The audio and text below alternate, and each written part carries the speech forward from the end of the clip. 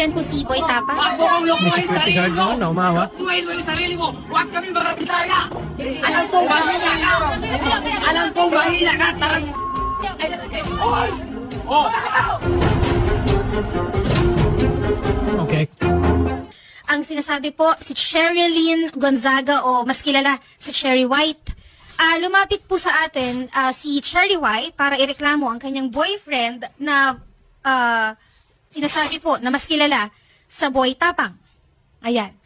Okay, malaman po natin, Idol Rafi, dahil may mga kani-kanila silang sinasabi laban sa isa't isa. May mga version sila. May mga version po sila. Mas maganda po na marinig din po natin mismo sa kanila. So parang vlogger to. Parehas vlogger po. At nag-aaway sila. Opo. Magkasintahan, magkaasawa. Magkasintahan, Idol. Okay. Hindi po sila kasal. Alright. So live-in. Live-in lang po. Pati pagbatiin natin kung ano yung problema, di subukan natin paayusin. Tulad mga ginawa natin mga nakarang araw hanggang ngayon. Oh. Opo. At meron tayong video. Sige. Panoorin po natin.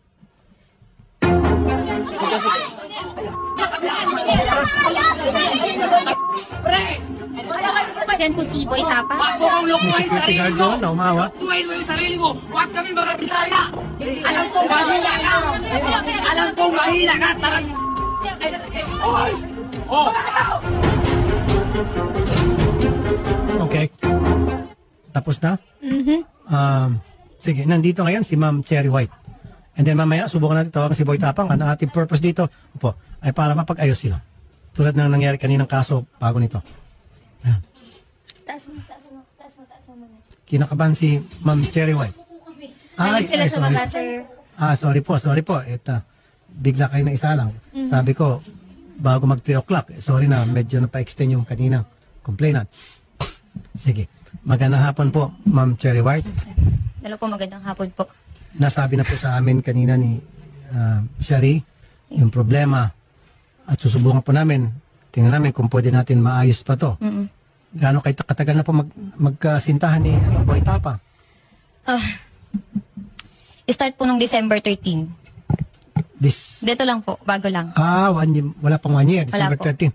Okay. Well, sayang naman po yan kahit papaano. December, January, February, tatatlong buwan na kayo. Ano bang pinag-ugatan ng away ninyo?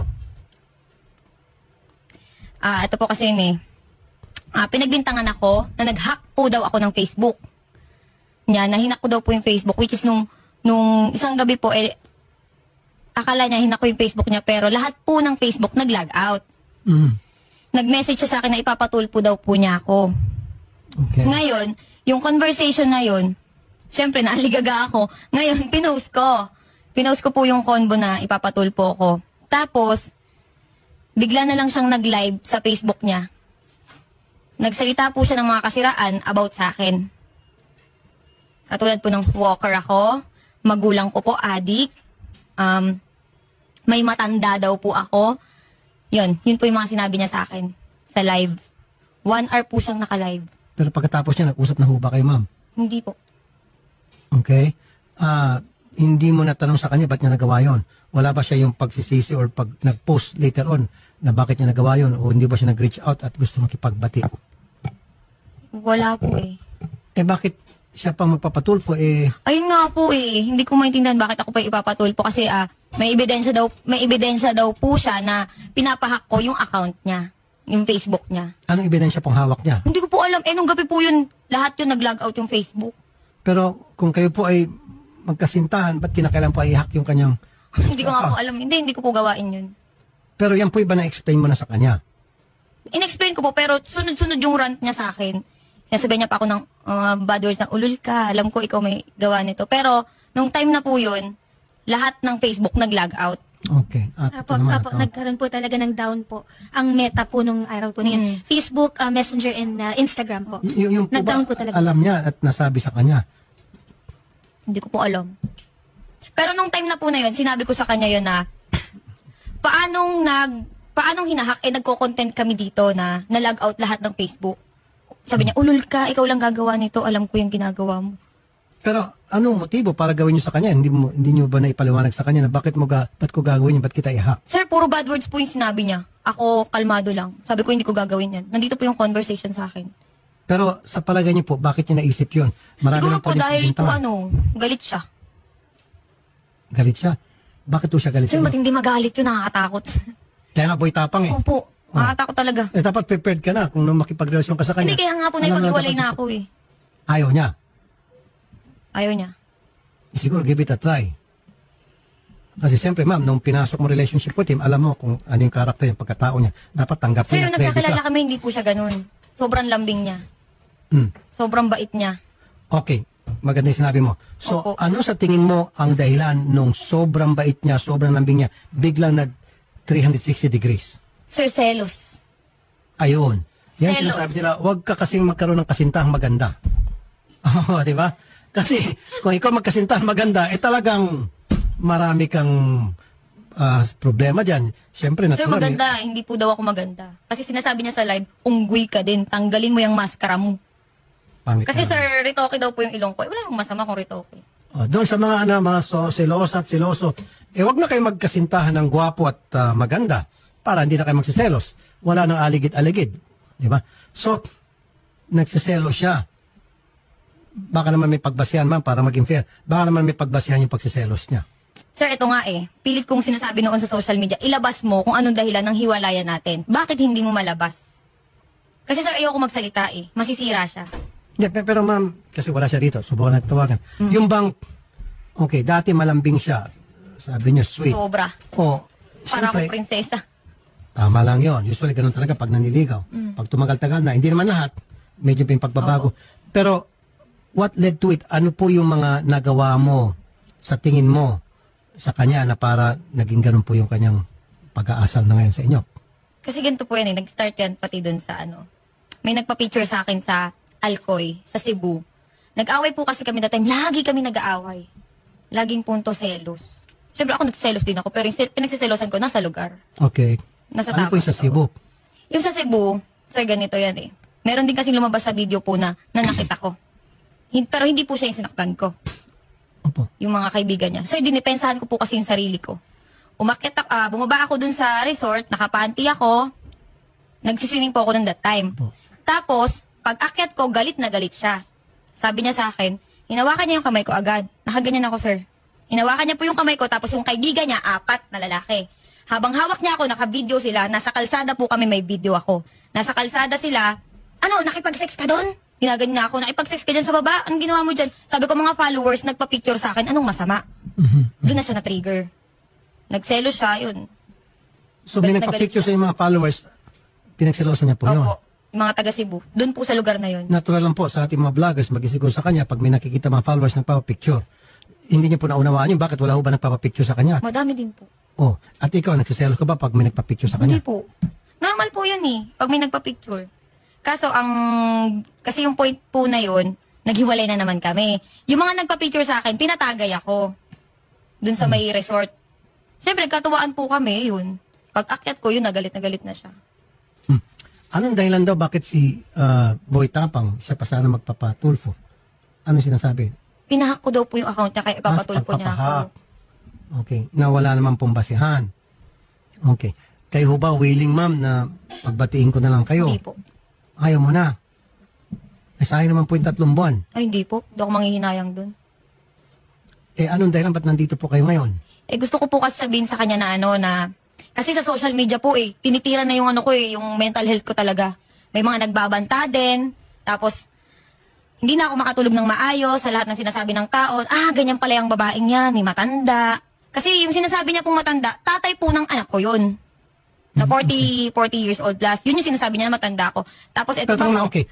Yung ba na isabi mo sa kanya bago kayo nakipagrelasyon sa kanya na ako ay merong anak at ang tatay nito ay alam niya puso? po yun. Okay, so dapat hindi niya na sinisingil sa iyon. Diniklara niya yun sa kanya. Okay. So ano pa po yung kanyang hinaing? Sa social media, yung mga luxury bag ko daw po ay galing sa sugar daddy. Yun yung sinasabi niya. Na pinost ko, galing po yun sa sarili kong pinagpaguran yun. Yun yung kasi may mga nagko-comment sa akin, yung bag mo galing naman yun sa sugar daddy mo. Siyempre, nasasaktan ako, sir. Yung mga ganun na, nadadamay din po yung anak ko sa mga comment. Kaya sabi ko, hindi po ako sumagot sa Facebook. Gusto ko, daanin na lang namin sa... Okay. Kasi ma'am, ito, kung talagang hindi kayo magpag-ayos at lumalato, kung yun po yung naitabi nyo o na screenshot nyo, yung mga pananalita na hindi totoo, pwede cyber libel natin. Kung sino man yung gusto nyo, may kagagawa niyan. Lalo yung sinasabi na ikaw ay walker, ikaw ay ganito, ganon, na below the belt po yun. Baka po yung nanay ko, tsaka yung tatay ko, sinabihan niya ng adik. Yun po, pwede natin makasuhan ng cyber libel mga yon. Nandiyan ho na preserve nyo yung mga post na yon. Hawak nyo pa po. Opo, may video. Sinend ko na po. Pwede ho kayo mag-cyber libel kung tutuusin. Pero habang maaari sana maiwasan natin, mapagbati namin kayo. Hindi po mangyayari yun. Kilala ko yun eh. Okay? So, at least kayo po yung nakapagsalita na sa amin, kapag siya pumunta rito, alam na namin kung anong gagawin. Siya nga pala, kanina pala, malala ko, yung lawyer po ni Boy Tapang, gusto ata makipag-usap off-air. So, willing ho ba kayo pagkatapos nito, pag-usapin naman kayo off-air. Sige Meron po. atang gusto sabihin yung lawyer. Siyempre, yung lawyer siguro, alam niya na pwede ka mag-cyber libel doon sa mga sinasabi mo. Pero ikaw ba, wala sinasabi masasama kay Boy Tapang? Nagmura po ako kasi away namin yun eh. Nagmura po ako dun sa, sa bahay. Yeah, Nirecord pero niya. yung bang pinost niyo po na may sinabi kayong mga live belows, yung mga Ay, wala po. malisyosong mga panalita, wala. Walang cyber libel. Kasi alam ko po yung mangyayari. Kaya hindi po ako sumagot. Pero yung mga tao pong nagsalita ng mga hindi maganda laban sa inyo, paninilang puri, yun po, pwede tayo mag-cyber libel. Tutulong po kami. Okay? Sige po, si Boy Tapang daw, mamaya na lang daw magsalita. May Actually, sir, panawagan? may post po siya sa Facebook 20 minutes ago kanina po. Kakagising ko lang, excited naman to. O, kalmahan mo. Alam ko, pangarap mo yan umabot sa Tulfo kagaya ng pag-utos mo kay Canada Girl dati. Asa na ang tawag, inihintay ko. Pero tinatawagan natin, sir, wala pong sumasagot po. Saan? Pupuntahan na lang daw po si Boy Tapang. Hindi niya tinatawagan? Ano? Shari? Hindi po, tinatawagan po natin, sir. Ringing po, hindi po sumasagot, sir. Pero Yung mga nakausap staff natin po kanina yung lawyer, di ba? Opo, hindi po sumasagot. Tas kanina, ngayon po, cannot be reached na po. Yung number po na ibinigay po ni Ma'am Kasi nga, Sherry White. ayaw nga nila ng on-air. Ang gusto nila off-air. Yung lawyer. Yung lawyer daw po ang willing Yung lawyer daw po, makipag-usap. Ma'am Cherry White, willing na ata makipag-usap. So, mas maganda kung lawyer, alam niya na anong pwede mangyari base doon sa mga sinabi mo na, mga post. Actually, Sir Rapi, meron din po akong lawyer. Pwede Pwede din po siyang, yun din yung makipag-usap. Lawyer to lawyer. Opo. Patay na, mukhang tumitindi na to. Habang maaari sana, kayong dalawa lang. Hindi po. Mas mabilis masolve yun kung kayong dalawa lang. Hindi Kasi na po pag lawyer kaya to lawyer, medyo ibang level Napahiya na. na po kasi ako sa social media eh. Wala na Nadama yung anak ko eh. Walang pag-asa na magkabalikan Wala kayo. po. Naku. Ano po mensahe nyo kay Boy Tapang? Wag ho kayo magsalita ng mga masakit. Alam ko po yun. Alam ko. Sige. Kasi Ano? sa Facebook nga po, di ako nagsalita ng di maganda. Dito pa po kaya. Sige po, ano po yung mga gusto sabihin sa kanya? Nanunod po siya malamang kasi kinatbilis na po siya, pinatay niya yung cellphone. Ano po, ang gusto niyong ayan po, tingin sa camera. Mensahe niyo po sa kanya. Wala. Good luck. Yun lang. Good luck. Good luck sa'yo. Good luck sa atin. Yun lang po. Yun lang po. Siya yung subukan natin na on air. So lawyer mo, lawyer, pag-usap.